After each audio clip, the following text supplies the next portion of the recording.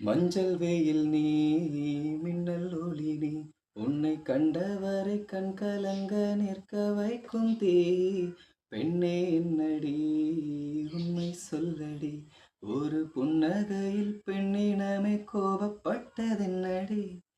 தேவதை வாழ்வது வீடில்லை கோயில் கடவுளின் கால் தடம் பார்க்கிறேன் ஒன்றா இரண்டா உன்னழகை பாட கண்மூடி ஒரு ஓரம் நான் சாய்கிறேன் கண்ணீரில் ஆனந்தம் நான் காண்கிறேன் உன்னாலே பல ஞாபகம் என் முன்